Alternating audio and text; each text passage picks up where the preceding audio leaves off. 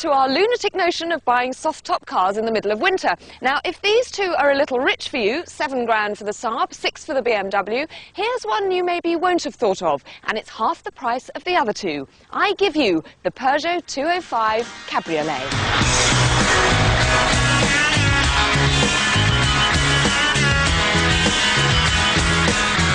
The Peugeot 205 used to be a little 80s icon, and the most desirable of the lot was the convertible, either the CTI or this CJ. You get Peugeot's peerless handling, Pininfarina designer looks, and exclusivity, because very few convertibles were ever sold. They were just too expensive.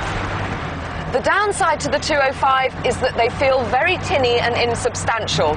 They won't die, but they get increasingly decrepit, so shop carefully. Look for lots of oil leaks, an engine that sounds like a pair of castanets, billowing blue smoke from high milers, blowing head gaskets, and make sure the cam belt's been changed recently. Most were bought by suburban mummies and tend to be better looked after than their hatchback counterparts.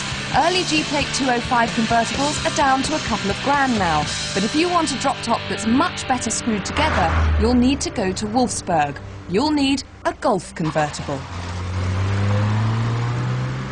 And these have also taken a big hit in the price guides over the last 6 months. In fact, only 2 weeks ago, I sold a very pretty D-Reg Golf Cabriolet for just 2,000 quid. This is an F-Reg 89, done 123,000 miles. It's been around the world. Could be sitting in your driveway for just 3,000 quid. Cheap car. They'll easily do 200,000, but watch that hood. The new one is £700 territory. Mind you, it'll do 30 to the gallon and cost around £150 to service.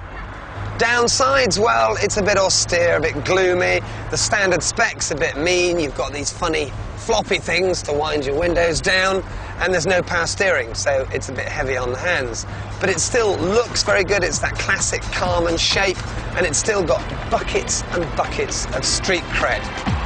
And don't expect any serious mechanical nasties, apart from the odd CV joint clicking and worn shockers. GTIs are hard to insure at Group 15, but the 1.8 Clipper convertible weighs in at only Group 13. And prices are withering. You could buy an early Smart A-Reg for as little as £1,500, or a last-of-the-line K-Plater with leather for just £7,500. So, are these cute cabrios the best bargains around this winter? Not quite. Stay with us and we'll be showing you the real steal in out-of-season ragtops.